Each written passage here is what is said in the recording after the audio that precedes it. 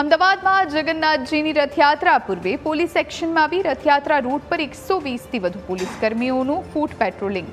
JCP Niraj બડગુજરની આગેવાનીમાં રૂટનું નિરીક્ષણ કરવામાં આવ્યું. ભક્તોની સુરક્ષા માટે ક્રાઇમ બ્રાન્ચ, શહેર પોલીસ એલર્ટ. એએમસીના સહયોગથી ભયજનક મકાનો અંગે કામગીરી કરાશે.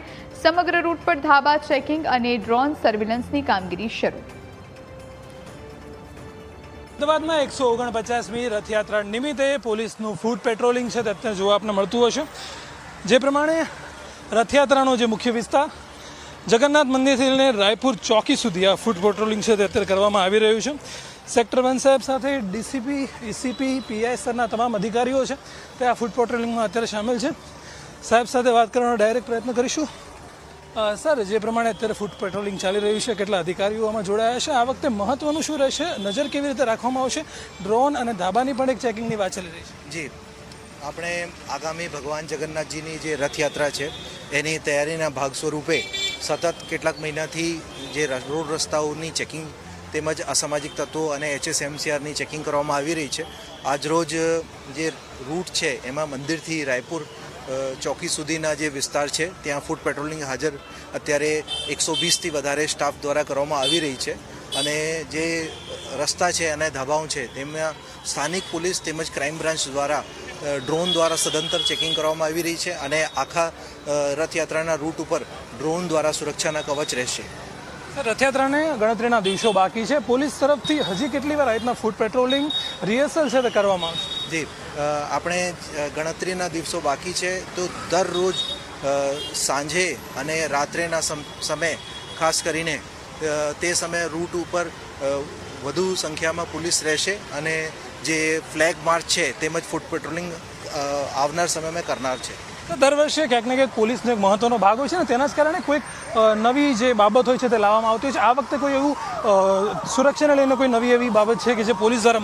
જી, પોલીસ દ્વારા જે રૂટ ઉપર CCTV કેમેરાઓ છે એના વધુ ઉપયોગ કરવામાં આવનાર છે તેમજ જુદા જુદા ટેકનોલોજી જેમાં ડ્રોન ટેકનોલોજી છે એના વધુમાં વધુ ઉપયોગ કરવામાં આવનાર છે. બિલકુલ, એટલે આપણી સાથે અત્યારે સેક્ટર 1 સાહેબ હતા જેમના દ્વારા સમગ્ર બાબત છે તે અત્યારે મૂકવામાં આવી કે જે ફૂટ પેટ્રોલિંગ છે રાયપુર જે ચોકી છે ત્યાં સુધી થશે. જગન્નાથ મંદિરથી લઈને રાયપુર ચોકી સુધી અત્યારે થઈ રહ્યું છે અને આ સિવાય પણ CCTV કેમેરા છે, તમામ જગ્યા પર જે ધાબા ચેકિંગની પ્રક્રિયા છે, આ તમામ બાબત છે તે હવે ગણતરીના દિવસો જ્યારે રથયાત્રાને બાકી છે તો તેને લઈને કરવામાં આવશે. ને હિસ્ટ્રી શીટરો જે પહેલેથી ગુનાહિત ઇતિહાસ ધરાવતા વિસ્તારના જેટલા પણ આરોપીઓ છે તેના પર પણ ચોક્કસની નજર છે તે રાખવામાં આવશે. કારણ કલ્પેશ જોશી સાથે મીર સોલંકી, ન્યૂઝ કેપિટલ, અમદાવાદ.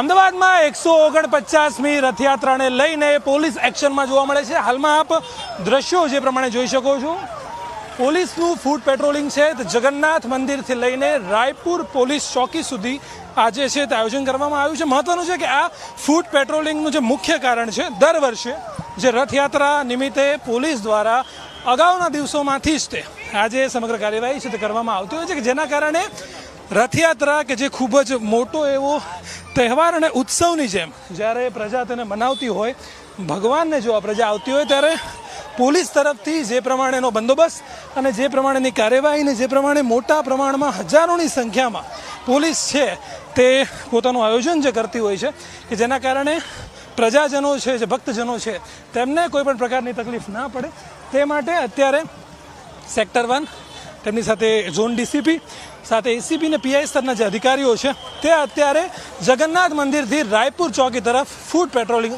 કરી રહ્યા છે. કેરન કલ્પેશ જોશી સાથે મીર સોલંકી, ન્યૂઝ કેપિટલ, અમદાવાદ.